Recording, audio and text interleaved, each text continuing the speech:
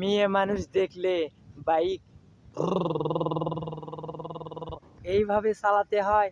মেয়ে মানুষ দেখলেই বাউলি মারে রাস্তা দিয়ে, বিশ্ব রোডে বাউলি একে বেঁকে চলতেছে পোলাপান।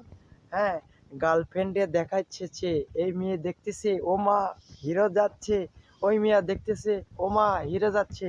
পরে লাস্টে হালকা একটু কলার ছোঁচা নিচে পড়ে গিয়ে ভাইয়া মোটর সাইকেল নিয়ে রাস্তায় পড়ে গেছে। আর পড়ে গিয়ে ভাইয়ার পিছনে ব্যথা পেয়েছে। হ্যাঁ ভাইয়া, যদি আপনি পান তাহলে অবশ্যই আমার কাছ থেকে একটা মলম নিয়ে যান। হ্যাঁ, মেয়েদেরকে দেখিয়ে বাইক নিয়ে এঁকে বেঁকে চলছো, একবার যদি তোমার চামড়া ছিলে যায়, সেই চামড়া ছিলে গেলে পরে সেটা ভালো করবে কে? ডাক্তার? না না না, আমার মতো ডাক্তার হলে তোমাকে 520 সিরিজের একটা ইঞ্জেকশন জায়গা মতো দিলেই তোমার মির্কি বেরাম ক্লিয়ার টু ফর্সা।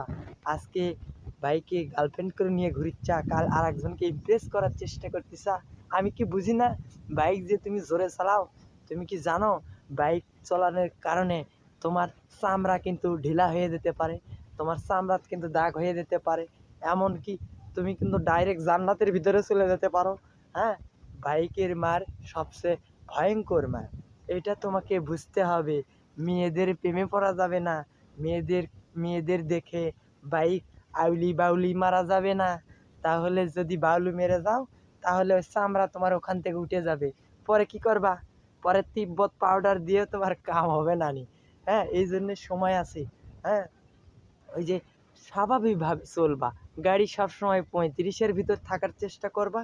আর যখনই 100-র উপর তুলবা তখনই তুমি ডাইরেক্ট ওবারের বা গাড়ি লিয়ে পরে গেছে গো, আহা গো আহা গো, ছোলায় আমার বাড়ি থেকে ভালো হসে গো, আহা গো।